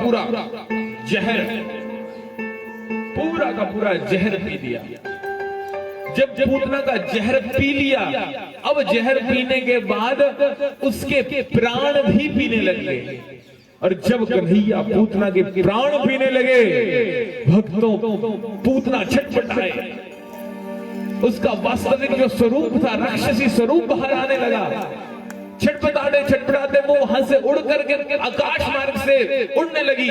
उड़ करके जब पूरे प्राण कन्हैया ने खींच दिए, वहां पर देखा किसी ने, अरे वो देखो कन्हैया को लेके जा रही है, कोई राक्षसी कन्हैया को लेके जा रही है। कन्हैया ने उसके पूरे प्राण खींच करके, ब्रजवासी पीछा कर रहे हैं, आगे दूर जा करके वो पूतना धड़ाम खा करके नीचे गिरी, और नीचे गिर करके कृष्ण उसके ऊपर खेल रहे हैं, दूध पकड़ के खेल रहे हैं। कृष्ण को कुछ भी नहीं हुआ, खरोंच तक नहीं आई। मैया बाबा उस समय दौड़ दौड़ के आए, मैया रोने लगी, अरे मेरा बच्चा अभी तो हुआ है, 6 दिन का हुआ है, पता नहीं किसकी इसको नजर लग गई, ये कौन राक्षसी आ गई, अरे राम राम राम राम, अरे कन्हैया को बचाओ बचाओ बचाओ बचाओ। नंद बाबा ने सीढ़ियां लगाई, सीढ़ियां लगा करके वहां पहुंचे, कन्हैया को उठाया और मां की गोद में दिया। ये जो कथा है ना भक्तों, सबने सुनी है, ऐसा नहीं है सुनी नहीं है, लेकिन यहां प्रश्न उठता है, पूतना को भगवान ने अंत में मां की गति दी, क्यों दी? मां की गति क्यों दी? उसके 3 गुण देखे। एक तो पूतना की निष्ठा जो भगवान के प्रति थी, भगवान से प्रेम करो तो ऐसा करो सब कुछ छूट जाए, बस भगवान ना छूटे, और भगवान से नफरत करो तो भी ऐसी करो पूरा संसार अलग और भगवान हमारे दुश्मन है वो अलग। दुश्मनी करनी है तो भी निष्ठा के साथ करो, प्रेम करना है तो भी निष्ठा के साथ करो। और 2 चीजें और पूतना के अंदर देखी, एक तो तिलक और एक कंठी। पूतना तिलक ले करके आई थी और कंठी पहन करके आई थी। यहाँ तो सबके गले में कंठी रहती है, लेकिन तिलक बहुत कम के माथे पे है भैया, तिलक सबके माथे पे ना है। हाँ पता नहीं कैसे कैसे हो भैया, तिलक करना चाहिए। अरे भैया बाबा तुम लोग तो ब्रजवासी हो, अब आप सभी तिलक ना करोगे तो फायदा क्या? अब तिलक ये वालो ना, बिंदी बिंदी सी लगा रखी है ना, ये तिलक ना है, ये तो बिंदी है। तिलक कैसा होता है? यज्ञदान तपोहोम स्वाध्याय पितृतर्पण अर्थम भवति तत्सर्वम् ऊर्ध्वपुण्ड्र विना कृतम्। जिसके माथे पे ऊर्ध्वपुण्ड्र तिलक नहीं होता उसके द्वारा यज्ञ दान तप होम स्वाध्याय पितृतर्पण श्राद्ध कोई भी कार्य करो नहीं लगता।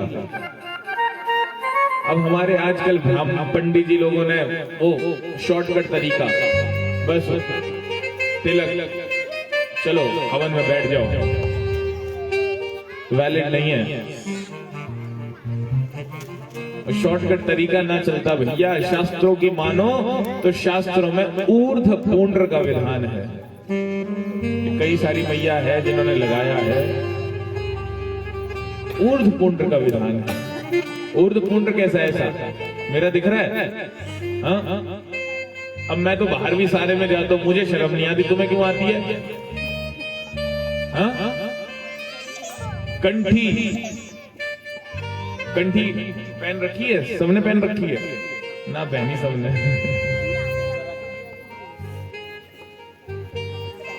यहां ब्रज में या फिर कहीं भी कोई मरता है, अब तुम बोलते हो ना फिर ज्ञान मत पेलो है। अब ज्ञान ना पेले तो क्या पेले? फिर ब्रज में या फिर कहीं भी हमारे हिंदुस्तान में कोई मरता है, हिंदू, जब वो मरता है उसके मुख में तुलसी पत्ता डाला जाता नहीं डाला जाता? हाँ? क्यों डालते हैं? क्यों डालते हैं? क्या कारण है? कुछ पता है क्यों डालते हैं? इसलिए डालते हैं, अब पता ही ना है, आधे तो ऐसे हिला रहे हैं। इसलिए डालते हैं कि हमारा भाव होता है गंगा जल, तुलसी पत्ता, वृंदावन की रज और भगवान का चरणामृत यदि हो तो वो भी। ये सारी चीजें उसके मुख में डाली जाती है जब प्राण छोड़ने वाला होता है। ये भाव रहता है कि तुलसी पत्ता यदि मुख में जाएगा तो उससे इसकी अधोगति नहीं होगी, ये भगवान के धाम को ही जाएगा, इसलिए डाला जाता है। ये भगवान के धाम को ही जाएगा, यमदूत नहीं आएंगे, कृष्ण दूत आएंगे। अब बताओ वो मरता मरता तो मर गया, आत्मा तो निकल गई शरीर से, उसके बाद तुम उसमें जो मर्जी डालो उसका फायदा कचू ना है भैया। भाई मेन तो आत्मा है, आत्मा तो निकल गई, अब शरीर तो कबाड़ है, इसको जलाओ, रगड़ो, पीटो, मारो, जो मर्जी करना है करो, इसकी आंखें निकालो, आंतड़ियां निकालो, किडनी निकालो, जो ये तो वेस्ट है, ये तो बर्बाद है ना, इसमें जो मर्जी करो। छप्पन भोग 36 व्यंजना, बिना तुलसी प्रभु एक न मानी, तुलसी महारानी वृंदे महारानी नमो नमः। भैया 56 भोग आज तुम लेके आए हो घर घर से, ये 56 भोग बिना तुलसी पत्ते के लग जाएगा? बताओ, बिना तुलसी कंठी धारण किए भगवान हमारी तुम्हारी सेवा कैसे ले लेगा? हाँ? चलो भैया तुम्हारी ले लेता होगा तब पता नहीं, कभी ना पहनी है ना कईयों ने। बोलो हरे कृष्णा। तो ये निष्ठा पूतना की देखी, जिसके फलस्वरूप क्या किया? पूतना को मां की गति दे दी। और दूसरी चीज, ये पूतना थी, ये पिछले जन्म में कौन थी? ये बलि की बहन थी।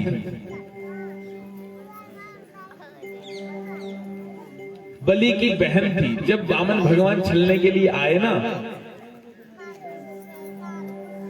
तो वामन भगवान को देख करके उसके मन में भाव आया कि काश ये जो वामन है मेरा बेटा होता। और उसी समय जब वामन भगवान ने बलि को छला तो उसने मांगा अगर ये मेरा बेटा होता तो मैं इसको जहर वाला दूध पिला के मार देती। वहां की लीला भगवान ने कहां पूरी करी? यहां पूरी करी। ठीक है, इसलिए लीलाओं का इतिहास भी सुनना चाहिए। पूतना कहां से बन गई ऐसा। चलो आगे, जब मार मार करके पूतना को आए मैया ने, वो एक मंत्र होता ना ब्रज में, हलाए बलाए वाला, है ना, वो मंत्र बोला गाय की पूंछ से। अब तो भैंसे हैं, अब तो ना होने वाला कुछ भी। गाय की, देसी गाय की पूंछ से झाड़ा दिया, झाड़ा दे करके पूरी जो भी वो पूरी नजर, इसकी नजर उसकी नजर उतार करके कन्हैया को नहला धुला करके फिर से बिठा दिया। एक कवच जो दुर्वासा ऋषि ने दिया था वो भी कन्हैया के गले में बांधा। आगे जब भगवान 3 महीना के हुए, भगवान को मैया ने, यहां बैलगाड़ी होती है ना जिसमें रेत लेके जाते हैं यहां से, वैसी वाली गाड़ी उस टाइम भी थी। उस गाड़ी के नीचे कन्हैया को सुला रखा था और मैया खुद चली गई काम करने के लिए।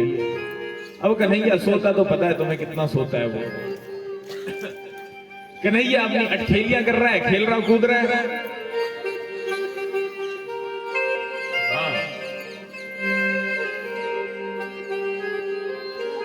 आज के दिन क्या हुआ था मेनली, आज के दिन भगवान ने करवट भी बदली थी। 3 महीने बाद करवट बदली, इसलिए भगवान का उत्थान संस्कार भी करवाया। जब उत्थान संस्कार करवाया तो मैया सभी के साथ काम वाम में लग गई और कन्हैया को उस गाड़ी के नीचे सुला दिया। ये जो दिन था ये था रोहिणी नक्षत्र का। जब छकड़ा गाड़ी के नीचे सुलाया, वहां पर कौन आ गया? शक्टासुर। शक्टासुर ने उस गाड़ी में प्रवेश किया, प्रवेश करके कन्हैया के ऊपर दबाव डालने लगा, दबाने लगा। अब कन्हैया ने सोची, बोले क्या करूं, अगर अभी मार दूं इसको तो सब लोग सोचेंगे बोले इसे हो क्या गया, 6 दिन में पूतना मार दी, अब 3 महीना का हो रहा है तो इतना एक शक्टासुर को मार रहा है, बोले शक हो जाएगा। पहले तो कन्हैया रोया, खूब रोया। अब इतने काम काज में मैया व्यस्त, इतने लोग आ रखे हैं, पूरा त्योहार बन रहा है। जब वहां पर देखा मैया व्यस्त है, बोले ऐसे तो चलेगा ना, ये तो दबाव डाल रहा है, डाले जा रहा है। और कन्हैया ने क्या किया? बोले रुक जा बेटा रुक जा। कन्हैया ने अपना चरण, अब सोचो 3 महीने का बालक कितना जैसा होता है, छोटा जैसा बच्चा, उसने अपना पांव उठाया, पांव को उठा करके बस अंगूठा उस छकड़ा गाड़ी में उसमें टच किया और जैसे ही छुआ वो छकड़ा गाड़ी और उसके साथ में शक्टासुर उड़ करके धड़ाम खा करके पूरी की पूरी गाड़ी के साथ साथ वो शक्टासुर का भी भगवान ने उद्धार कर दिया। बोले बाल कृष्ण की जय हो। आगे अब भगवान थोड़े से बड़े हुए, यहां पर विश्वनाथ चक्रवर्ती ठाकुर कहते हैं कि वामन भगवान को देखो, भगवान कृष्ण की महत्वता देखो। जब वामन भगवान थे ना, उनको बड़ा होना पड़ा, बलि को छलने के लिए बड़ा होना पड़ा, अपना शरीर बड़ा किया, सिर ऊपर सत्यलोक में, चरण नीचे पाताल लोक में लेकर के गए। छोटे से में छल नहीं पाए, है कि नहीं?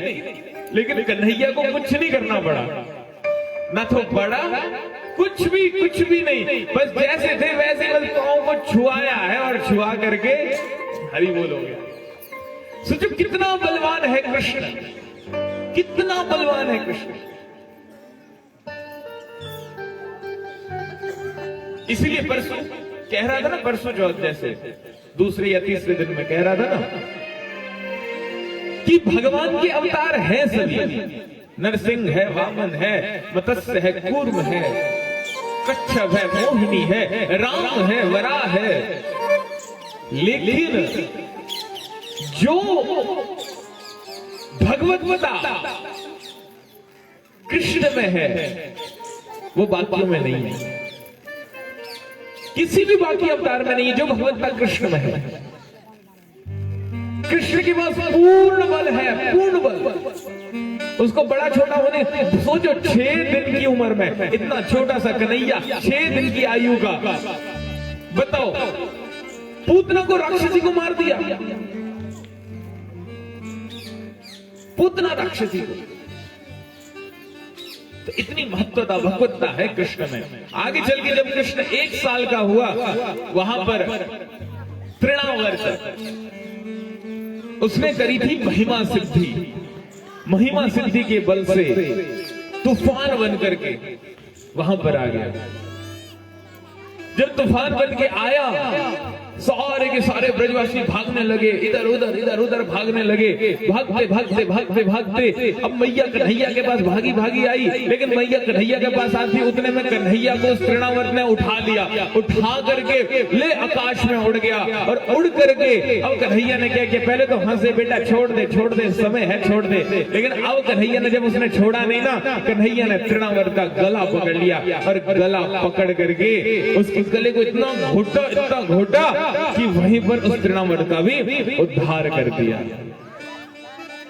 उसका भी उद्धार कर दिया। आगे जब भगवान 100 दिन के हुए, आज भगवान का नामकरण संस्कार हुआ। वसुदेव जी को प्रेरणा मिली यदुवंशी कुल के पुरोहित से। कौन? गर्गाचार्य जी। गर्गाचार्य जी ने नंद जी से मिलने आए। कंस के भय से गुप्त गौशाला के अंदर दोनों बच्चों का नामकरण संस्कार होता है। नामकरण संस्कार पहले बड़े भैया का किया जाता है। कैसे बोला जाता है? अयं हि रोहिणी पुत्रो रम्यं सुहृदो गुणो आख्यास्यते राम इति बलिधिक्ष्यादबलं विधो। बोले ये जो बालक है ये रोहिणी के गर्भ से प्रकट हुआ है, इसलिए इसका नाम होगा रोहिणेय। बोले ये गुणों से सभी को आनंदित करने वाला होगा, इसलिए इसका एक नाम होगा राम। और बोले यादवों में तुम में ये भेदभाव नहीं करेगा, इसलिए इसका नाम होगा संकर्षण। इसलिए बलदाऊ भैया के 3 नाम वहां पर होते हैं, रोहिणी, राम और संकर्षण। और ये बलवान होगा, इसलिए इसका नाम होगा बलराम। बोले बलदाऊ भैया की, बलदाऊ भैया की। उसके बाद अब बारी आती है कन्हैया की। जब कन्हैया की बारी आई, कन्हैया के नामकरण संस्कार करने लगे गर्गाचार्य आज प्रफुल्लित हो रहे हैं। बोले आज मेरा इतना बड़ा सौभाग्य कि मैं आज स्वयं कृष्ण का नामकरण संस्कार करूंगा। बोलते आसन वर्णाश्रयो ह्रस्य गृहतो युगं तुनुः शुक्लो रक्तस्तथा पीत इदानीं कृष्णात् गतः। अब यहां सुन लो आप सभी ध्यान से। अभी मैं बोल रहा था ना, प्रत्येक युग में कहते हैं ये बच्चा आता है। बोले श्वेत, रक्त, पीत। एक युग में श्वेत अवतार में, फिर अगले युग में रक्त कैसा होता है उसके स्वरूप लेकर के। बोले कलयुग में आएगा पीत अवतार, पीत वर्ण लेकर के। अब मुझे आप सब बताओ, कलयुग में पीत वर्ण में भगवान आए हैं?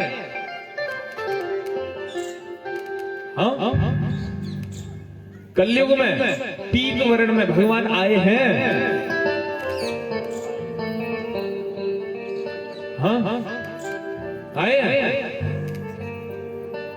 अभी तक भगवान का अवतार कभी कलयुग में हुआ नहीं हुआ ना? वेरी गुड, सही पकड़े पांडे जी हैं? तो इसका मतलब भागवत जी हो रही है झूठी। अब भैया यहाँ कह रहे हैं श्वेत रक्त पीत, एक में तो राम जी आ गए, हाँ, एक में आ गए आपके नरसिंह भगवान, वामन भगवान, और कहा कि शुक्लो रक्तस्तथा पीत इदानीं कृष्णातम गतः, इस युग में कृष्ण वर्ण से आएगा, इसलिए इसका नाम क्या होगा? बोले कृष्ण होगा। द्वापर में कृष्ण वर्ण से आया, इसलिए भगवान का नाम हुआ कृष्ण। बोले कृष्ण अवतार की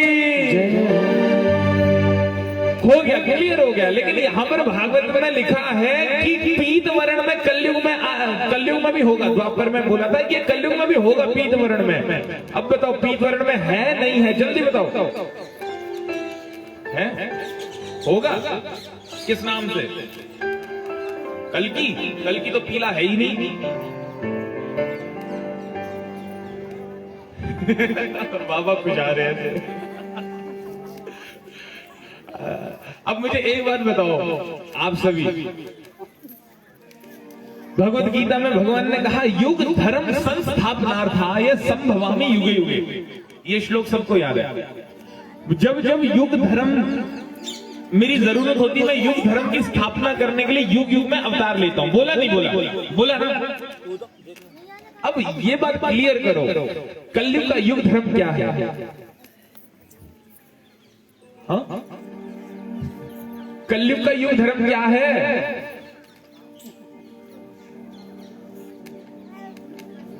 ना बताओ, युग धर्म क्या होता है? कलयुगी है ये, कलयुग का। तो अब क्या चल रहा है फिर? द्वापर।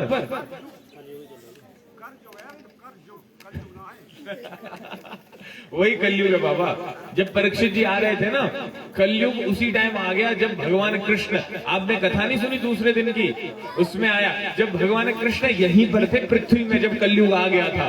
कलयुग ने बोला भगवान तुम जाओ जल्दी। बोले तुम जाओगे नहीं तो मैं अच्छे से, मेरा यहाँ पर होगा नहीं रहना सहना। सुनी नहीं कथा? जब धर्म के 4 पैर काट दिए थे, 3 पैर काट दिए थे, वो कौन था? कलयुगी तो था, वो बैल के रूप में। कथा सुनी तो है। तो ये कलयुग ही है। धर्म ये जो क्या बोलते हैं इसको, अब मेरे को भी कथा भुलवा रहे हो तुम। जो ये युग होते हैं ये 4 ही होते हैं, 5वां पता नहीं कहां से ले आए बाबा। 4 ही युग होते हैं बाबा, सत्युग, त्रेता युग, द्वापर और कलयुग। या तो ये द्वापर है या ये कलयुग है, बीच का नहीं है। या तो द्वापर रहेगा या कलयुग। अब द्वापर तो गया तो बचा कलयुग, 5वां तो बीच का तो है ही नहीं, शास्त्रों में भी नहीं है, तो कलयुग तो है। अब कलयुग में भगवान ने बोला युग धर्म संस्थापनार्थाय संभवामि युगे युगे। कथा तो सुना ही रहा हूं, लेकिन ये भी समझना हमारे को जरूरी है, ठीक है? अब युग धर्म क्या है? युग धर्म है, कलयुग का क्या है? युग धर्म। युग धर्म से समझते हो क्या होता है युग धर्म? अच्छा लग रहा है कि कथा ही चलाता रहूं? ये सुनने में मजा आ रहा है? हाँ भैया, इसी में नॉलेज मिलेगी। ऐसे तो कथा सुनते जाओ, बहुत सुनिए। युग धर्म जो होता है ना, अब अगली बार कथा करूंगा ना तो ये सारी चीजें आपसे फटाफट पूछ के आगे निकलूंगा, ठीक है? युग धर्म क्या होता है? जिस युग में जिस कार्य को करने से भगवान की प्राप्ति हो, वो उस युग का युग धर्म कहलाता है। कलयुग में किस कार्य को करने से भगवान मिलता है? हरि नाम। बोला ना उस दिन, बोला था कल युग केवल हरि नाम आधारा, सुमिर सुमिर नर उतरई पारा। बोला था ना, कलयुग में तो हरि नाम से ही भगवान मिलेंगे और नहीं मिलेंगे।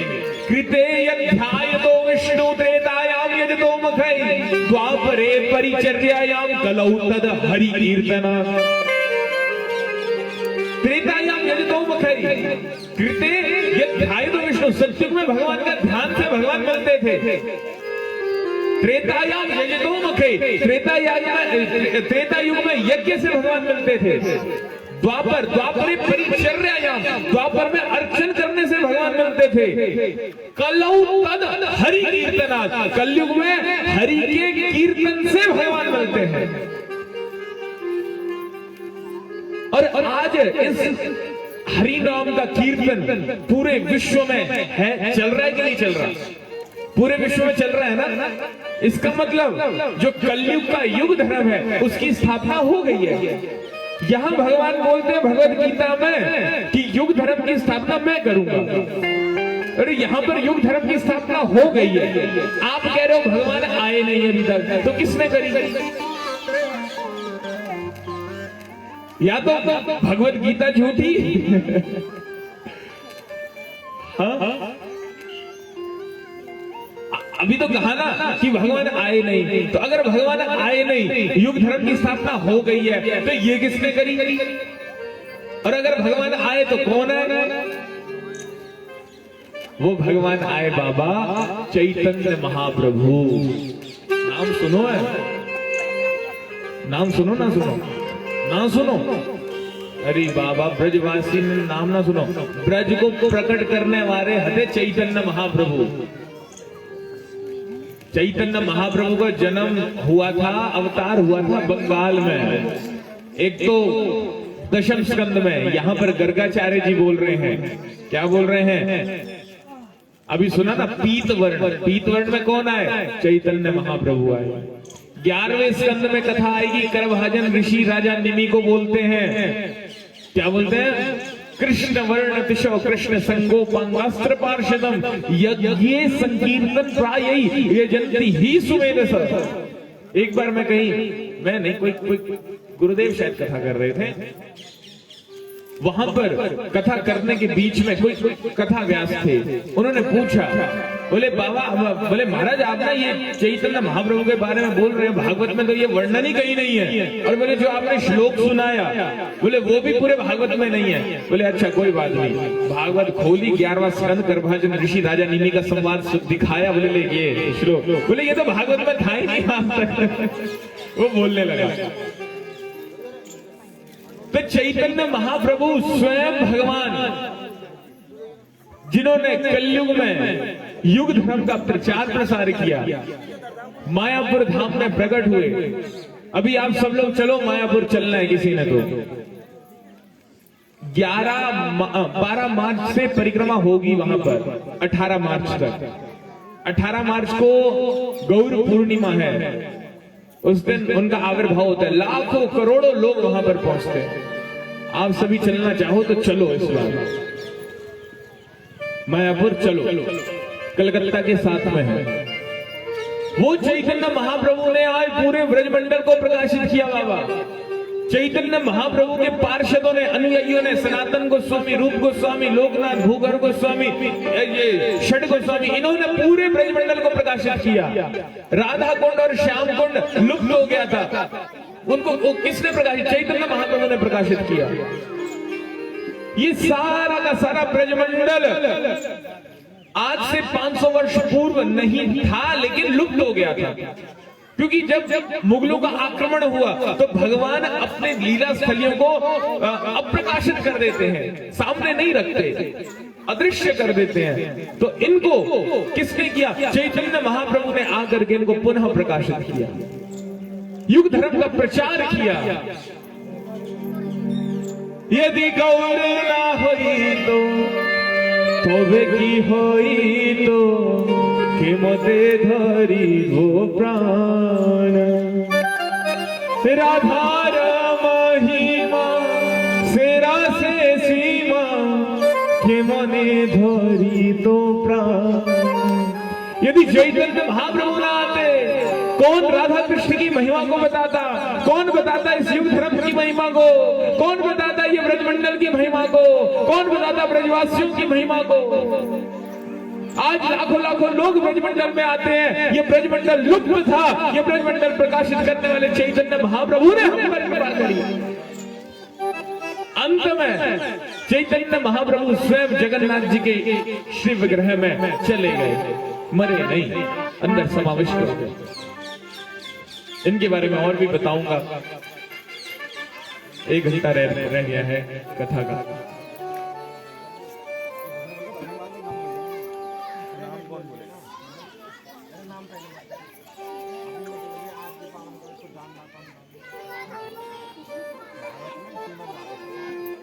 राधे राधे।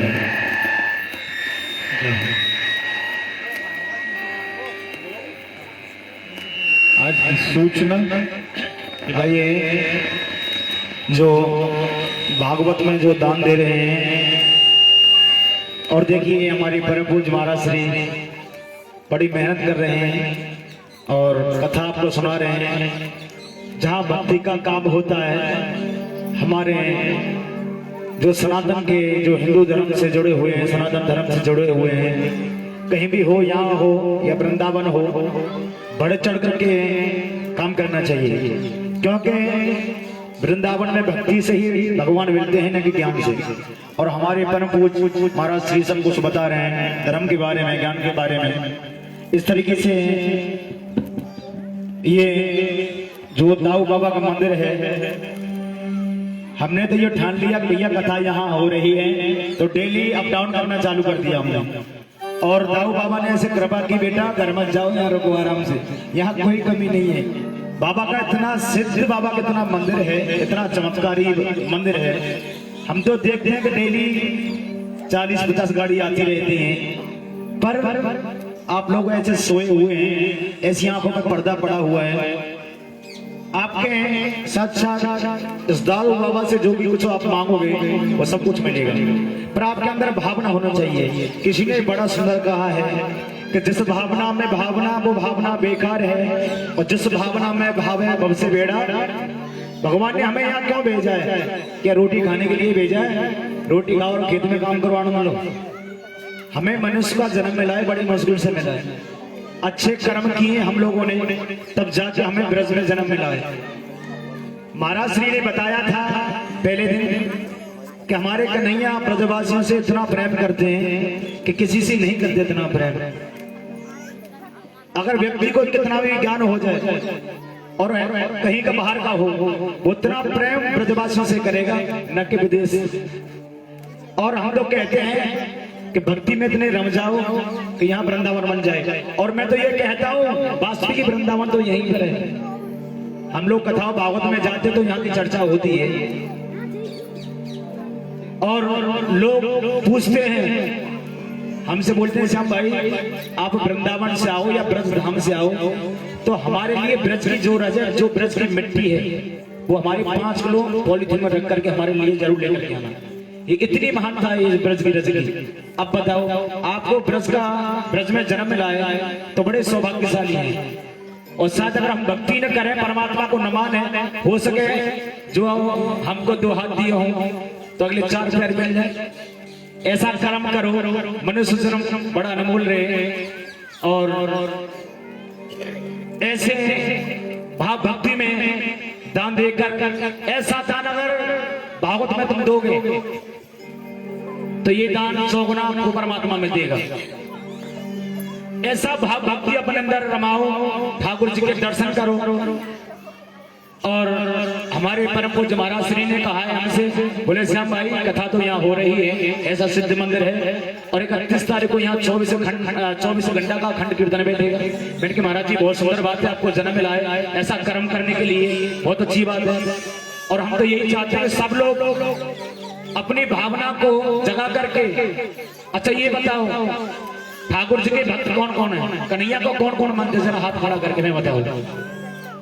हमारी जो माता बैठी है, कन्हैया को पता बेटा कौन कौन मानते? अरे बताओ तो सही, शर्म क्या है? अरे शर्म की बात नहीं है, शर्म का दरबार नहीं है, धर्म का दरबार है। ठाकुर जी के दरबार में कभी शर्म नहीं करनी चाहिए। अगर किसी बेटे की शादी हो, वहां जाकर के नाचता है, आज मेरी यार की शादी, देखो कैसा जमाना आ गया है। अरे जरा सीधे हाथ खड़ा कर दो आप ब्रजवासियों, धन्यवाद के लिए। बोली बांके बिहारी लाल की। कम से कम जयकारा तो ऐसा लगे कि गांव वालों को पता चले कि यहाँ भागवत हो रही है। ऐसे जयकारे जय घोष करते जैसे अपने आज एकादशी व्रत रहे हो, जैसे घर से सिलेंडर चोरी हो गया। जरा दोनों हाथ को खड़ा करके दिखा दीजिएगा हमारे महाराज जी को कि हम भी ब्रजवासी हैं पक्के। बोले बांके बिहारी लाल की। ये बात ये है महाराज जी ब्रज की पहचान। और देखिए कुछ दानदाताओं ने, अच्छा अब दान सुन लो, जो इस कथा में दान दे रहे हैं 1100 रुपए डॉक्टर रामकिशोर ओवासी, अच्छा रूप किशोर, सॉरी। और 511 रुपए अमर सिंह भगत जी ओवा से, और 100 रुपए भोजी ढीमरी प्रजापति, ये श्रीमद् भागवत में कथा में दान देते हैं। इसी तरीके से हम लोग बढ़ चढ़ के इसे ठाकुर जी के दान करेंगे और हमारा जीवन सिर्फ ठाकुर जी के लिए। अब मैं आपको एक छोटी सी बात बता रहा हूँ। अभी कुछ दिन पहले हमारे एक मित्र मंडली है, कीर्तन की मंडली अपने गांव में बनाई है। हमने कहा कि भाई देखो हमें जन्म मिला है तो कम से कम गाँव